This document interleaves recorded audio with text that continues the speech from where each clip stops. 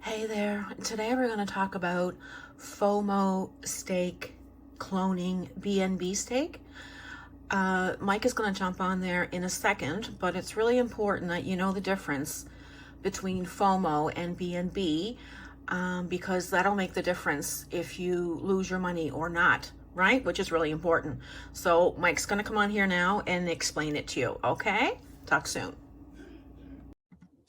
I just wanted to share why I wouldn't touch Fomo Stake, which is a clone, a knockoff, which they admit from BNB Stake. Now they claim that it was also audited by the same auditor, which has a pretty good a great reputation, in fact, in the industry. Hayes, what are they called? Hayes Crypto audited both of these. Now I don't know for a fact that they audited this one. This one's only been around a day, Fomo Stake. And so sometimes you need a little bit of time to go by to find out if what they say is in fact true, but we'll just assume that it was the same auditor.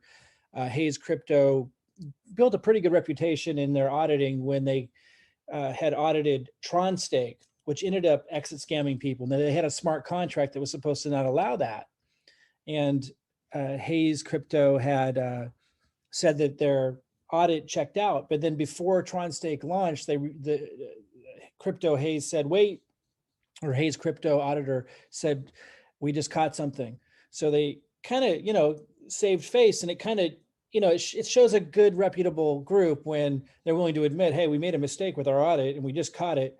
And this was before Tron Stake launched. So they caught it in time, and it ended up that Tron Stake did in fact exit scam people, which isn't supposed to be possible if it's a secure smart contract. And that's why the auditors are so important. So anyway, they built a pretty good reputation from that, and they audited this. It's claimed that they audited this one as well, and maybe they did. I'm always skeptical when something's only a day old, what you might find out, days or a week later, like maybe Hayes Crypto will come in and say, no, we didn't actually audit it. They're just making that up. I'm not saying that's the case. I'm just saying that, what you run the risk when you join something brand spanking new to find out all kinds of crazy things about it later. So this is the original. But again, that has nothing to do with what I want to say about why I would never join Fomo Stake. Here's why. Because first of all, they're an imitation. And I'm not saying I would never join an imitation, but I don't like imitations in general. I always like the real thing. It suggests that the true innovation came from here. And I don't know if it's the same developers that came out with this or not. It's kind of irrelevant to me. That's been passed around. It's irrelevant. I always like the original. When you look at the interface of this too, and the way it's designed, it just looks way more professional than this one. But nonetheless, that's not the reason either why I wouldn't join Fomo Stake. The reason why I wouldn't join it is because you can take your funds out whenever you want. You might say, Mike, that's a good thing.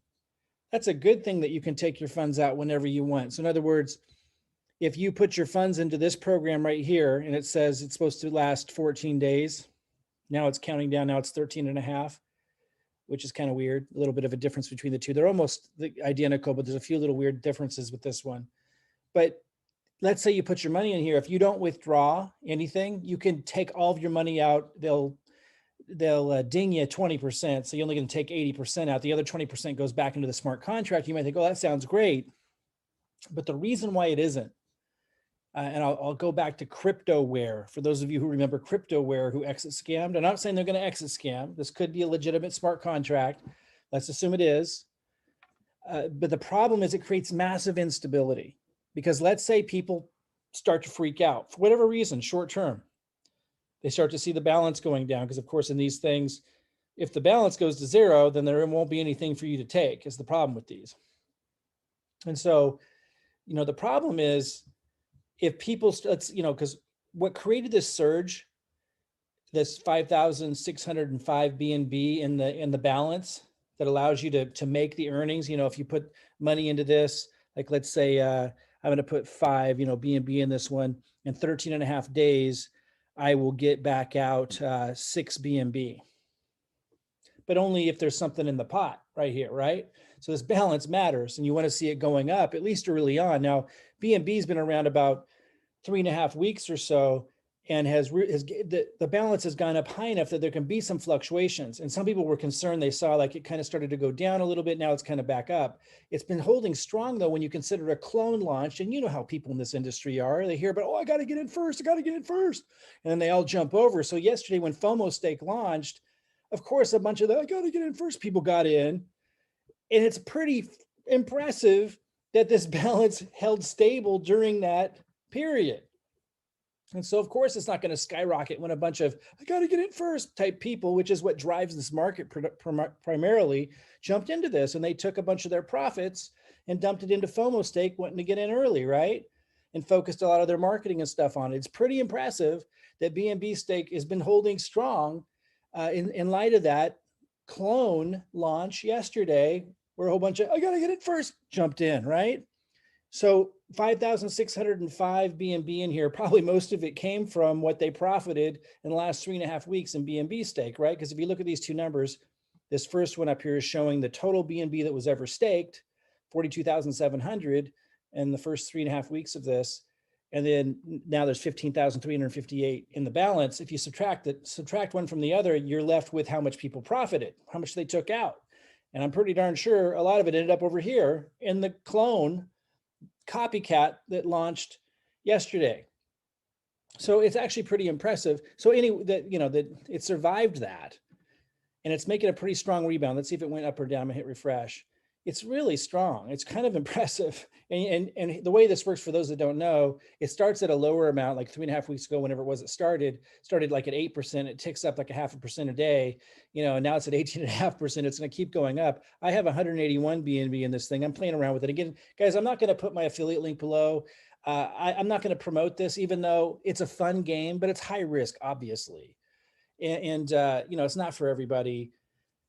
If you want to know how I generate so much Ethereum without risk as income, duplicating a system using my marketing that I can just hand to you to duplicate, reach out to me at the link below, or maybe someone on my team posted this video somewhere. You can go below, click the link, reach out to them, and we'll show you exactly how we generate massive amounts of ETH that we can use. We use that Ethereum that we make with the no risk method, and you use my marketing and everything. You just duplicate what I'm doing, and I give you the content and everything. Super simple. And you can make ETH to use to put into things like this, but that's why this isn't as much of a risk for me. But and I could withdraw right now almost 27 BNB, but I'm just going to leave that in there because what I'm getting at is when this hits 20%, I'm going to put more in. So I really like this one, but the main reason why I wouldn't do Fomo Stake is because they let people take out their entire balance even before the days are up. And the problem with that is, I know that there was initial excitement because it launched yesterday. So a bunch of, I got to get it first, people jumped in, totally get it. And with a lot of models, that makes sense. And maybe they'll be right. I just don't think so. I think that initial surge will last a couple days at best. And then it's just the way these days count down. It's a little weird. The fact that it's an imitation is a little weird. The fact that the percentages over here are much higher and that it's held so strong through the clone launch. I just don't think the momentum will be over here. And then because people can take all their money out, they do get a 20% penalty, but they can take it out when they get scared, when they get the FUD. And I'm telling you, these people who are I got to get in first type of people, they're the most likely to jump out when they get nervous. And so they're not the kind to collect together and rally together. Like the people over here, if you go in this Telegram group, they're like, let's work together. Like if we reinvest, we can create stability here. We can help this go longer. The people that have been over here have been the work together people. The people over here, there's nothing wrong with it. I get I got to get it first. I totally get it. I've been there, done that. And I'll do it again with some projects. But I just pointing out the fact that the nature of that particular group of type of people, that they don't work together as much per se. They're going to jump in, they're going to jump out really, really fast. And the fact that they're allowing them to pull their money out on top of that fact, it's kind of obvious that they start seeing this go down at any point in the next week, they're out. And if this is in momentum at that time, like it's really held strong, it's just going to come right back over here. And there's a whole bunch of other money that's been profited that people are just sitting on, because that's a lot of BNB. Look at this. It's crazy. So look, in 3.5 weeks, it's been 42,721 BNB staked in total.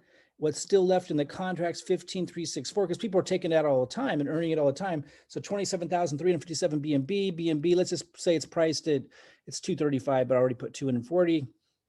6,565,000 that's been taken out and kept. And again, most of that probably ended up over in the clone from I got to get in first people.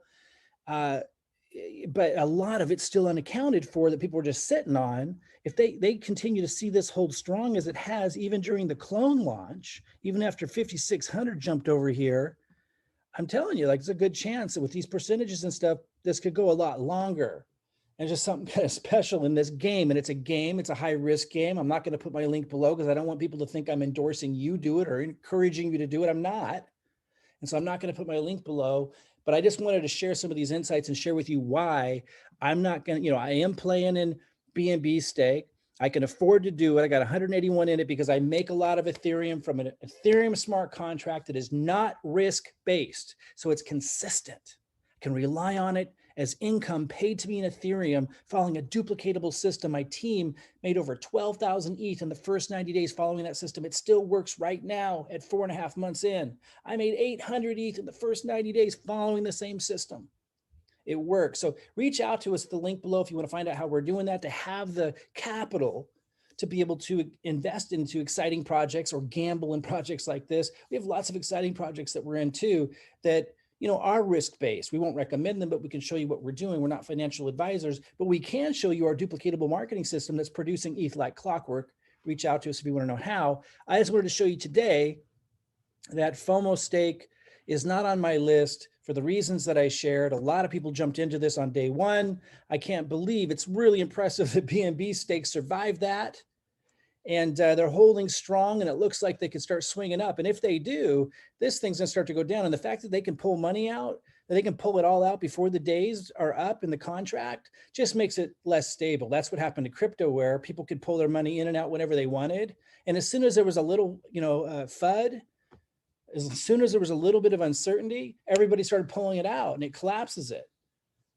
And so I really think this is at risk of that kind of the same thing. And so I won't be participating in Fomo Stake. Hey, if that's what you're doing, if you got a different take on it, I'm not saying anything against you. I'm all for you. I want you to succeed, whatever choices and decisions you make. I just wanted to connect today with the experience that I have, just the insight. It might be a little bit different than some others about why it creates instability when you allow people to violate these contracts. It can create a kind of spiral out of control when people have FUD, when they start to see this go down at all and they're not held to those contracts. It makes it less stable. And so I just wanted to share that with you guys.